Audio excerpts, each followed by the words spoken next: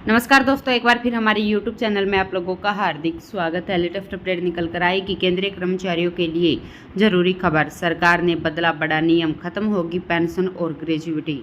तो दोस्तों, हम आपको सब डिटेल में बताएंगे कि सरकार ने केंद्रीय कर्मचारियों के लिए किन नियमों में बदलाव किया है। अगर आप हमारे चैनल पर फर्स्ट टाइम विजिट कर रहे हैं तो चैनल को लाइक कर दीजिए, सब्सक्राइब कर दीजिए, साथ ही साथ बेल आइकन को भी बजा दीजिए ताकि गवर्नमेंट या पेंशन से संबंधित जितनी भी न्यूज़ आती है उनकी नोटिफिकेशन आप लोगों के पास तुरंत पहुँच के। तो करते वीडियो को स्टार्ट बिना किसी देरी के। दोस्तों, केंद्रीय कर्मचारियों के लिए सरकार ने एक बड़ा नियम बदल दिया है। केंद्र सरकार ने कर्मचारियों के लिए एक सख्त चेतावनी भी जारी की है। अगर कर्मचारियों ने इसे अनदेखा किया तो उन्हें अपने रिटायरमेंट के बाद पेंशन व ग्रेजुइटी से हाथ धोना पड़ सकता है। अगर कोई सरकारी कर्मचारी अपने काम में लापरवाही करता है और इसके लिए रिटायरमेंट के बाद उसे पेंशन और ग्रेजुइटी रोकने का निर्देश दिया गया है तो सरकार का यह आदेश केंद्रीय कर्मचारियों पर लागू रहेगा, लेकिन आगे जाकर इस पर राज्य भी अमल कर सकते हैं।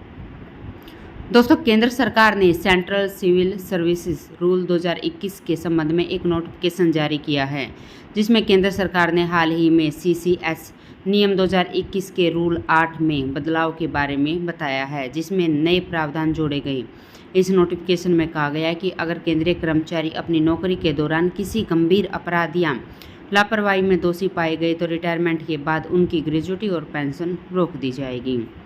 दोस्तों, केंद्र की तरफ से बदले गए नियम की जानकारी सभी संबंधित प्राधिकरणों को भेज दी गई है। इतना ही नहीं, इसमें यह भी साफ कह दिया गया है कि दोषी कर्मचारी की जानकारी मिलती है तो उसकी पेंशन और ग्रेजुइटी रोकने की कार्रवाई शुरू की जाए। यानी सरकार इस बार इस नियम को लेकर काफ़ी सख्त है।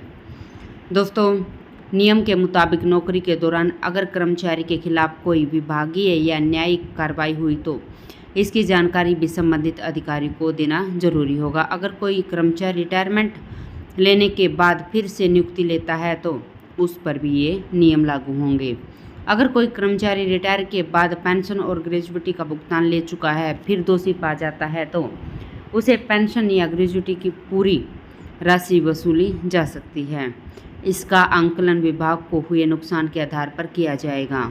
अथॉरिटी चाहे तो कर्मचारी की पेंशन या ग्रेजुइटी को स्थायी या फिर कुछ समय के लिए भी रोक सकती है।